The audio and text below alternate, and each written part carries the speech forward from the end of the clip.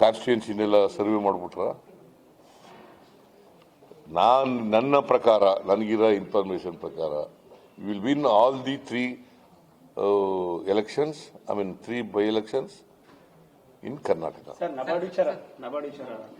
ನಬಾರ್ಡ್ನಲ್ಲಿ ಏನು ಹೇಳಿ ಮಾಡಿದ್ದಾರೆ ಅಂದರೆ, ಕಳೆದ ವರ್ಷ 5,600 ಕೋಟಿ ರೂಪಾಯಿ ಶಾರ್ಟ್ ಟರ್ಮ್ ಲೋನ್ ಕೊಟ್ಟಿದ್ರು, ರೀಫೈನಾನ್ಸಿಂಗ್ ಮಾಡಿದ್ರು.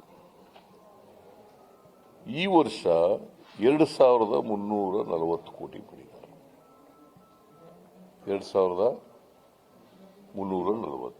ದಟ್ ಮೀನ್ಸ್ ವಿಷಯ 3,220 ಕೋಟಿ ಕಡಿಮೆ ಆಗ್ಬಿಟ್ಟಾರೆ. ನಾವು 50%, 58%.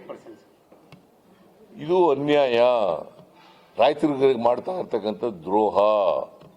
ಯಾಕಂದ್ರೆ ನಬಾರ್ಡ್ನವರು ನಮಗೆ ಫ್ರೀಯಾಗಿ ಏನು ಕೊಡಲ್ಲ, 4% ರೇಟ್ನಲ್ಲಿ ಕೊಡ್ತಾರೆ, ಇಂಟ್ರೆಸ್ಟ್ ಕಮ್ಮಿ ರೇಟ್ನಲ್ಲಿ ಕೊಡ್ತಾರೆ. ಗೊತ್ತಾಯ್ತಾ? ನೀವು 5 ವರ್ಷದಿಂದ ಸರ್ವೆ ತಗೊಂಡು ನೋಡಿ ಅಂಕಿಅಂಶಗಳನ್ನು. 5,000 ಕೋಟಿ ಮೇಲೆ ಇರೋದು, 5,000 ಕೋಟಿ ಮೇಲೆ ಇರೋದು ಯಾವಾಗಲೂ. ಮತ್ತೆ ಯಾವಾಗಲೂ ಪ್ಲಸ್ ಆಗ್ತದೆ ಹೊರತು ಮೈನಸ್ ಆಗಲ್ಲ. ಈ ಸಾರಿ 58% ಮೈನಸ್. ನಮ್ಮ ರಾಜ್ಯಕ್ಕೆ ಮಾತ್ರ ಇಲ್ಲ, ಎಲ್ಲ ರಾಜ್ಯಗಳಿಗೂ ಮಾಡಿದ್ದಾರೆ.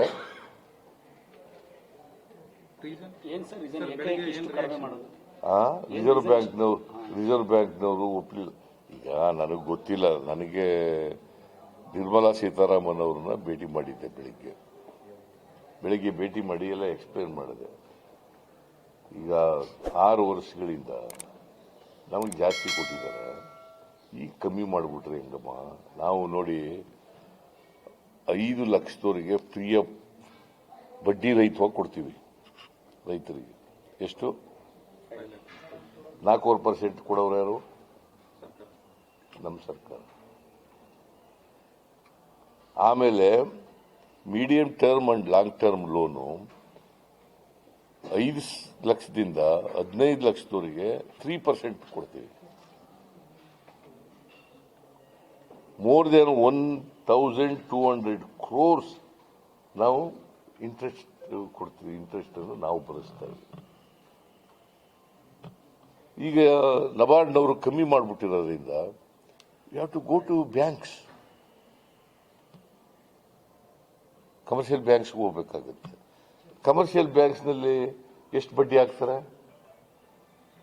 10ರಿಂದ 12% ಹಾಕ್ತಾರೆ. ಇದು 4% ಕೊಡ್ತಿದ್ರಲ್ಲ, ಕಮ್ಮಿ ನಿಲ್ಲಿಸ್ಬಿಟ್ರೆ ಏನ್ ಮಾಡಬೇಕು ನಾವು? Is it not an injustice caused to farmers of Karnataka or the farmers in the country?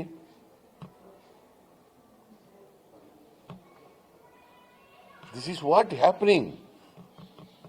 ಅದ್ರ ಬಗ್ಗೆ ಮಾತಾಡಿ ಅಂದ್ರೆ ಮಾತಾಡಲ್ಲ, ಅಶೋಕ ಮಾತಾಡಲ್ಲ, ಯಡಿಯೂರಪ್ಪ ಮಾತಾಡಲ್ಲ,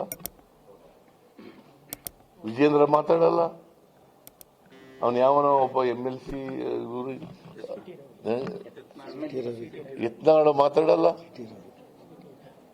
ಸಿಟಿ ರವಿ ಮಾತಾಡಲ್ಲ, ಕುಮಾರಸ್ವಾಮಿ ಮಾತಾಡಲ್ಲ. ಆಯ್ತಪ್ಪ, ಇದ್ರ ಬಗ್ಗೆ ಮಾತಾಡಬೇಕಲ್ಲ. It is a fact. 5,600 ಕೋಟಿ ಹೋದ ವರ್ಷ ಕೊಟ್ಟು, ಈ ವರ್ಷ 2,340 ಕೋಟಿ ಕೊಡ್ತೀವಿ ಅಂತ ಹೇಳಿರೋದು ಫ್ಯಾಕ್ಟ್. ನಾನು ಪತ್ರನೂ ಬರೆದಿದ್ದೀನಿ, ಪ್ರೈಮ್ ಮಿನಿಸ್ಟರ್ ಪತ್ರ ಬರೆದಿದ್ದೀನಿ.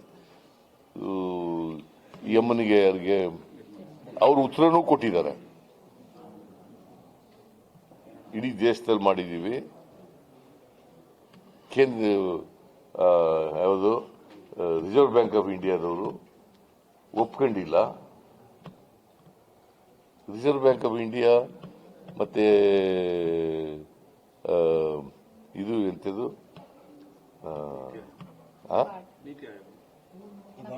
ನಬಾರ್ಡ್ ಯಾರ ಕೈ ಕೆಳಗಡೆ ಬರೋದು? ಯಾರ ಕೈ ಕೆಳಗಡೆಪ್ಪ ಬರೋದು? ಮತ್ತೆ ಅವರೇ ಅಸಹಾಯಕತೆ ಎಕ್ಸ್ಪ್ರೆಸ್ ಮಾಡಿದ್ರೆ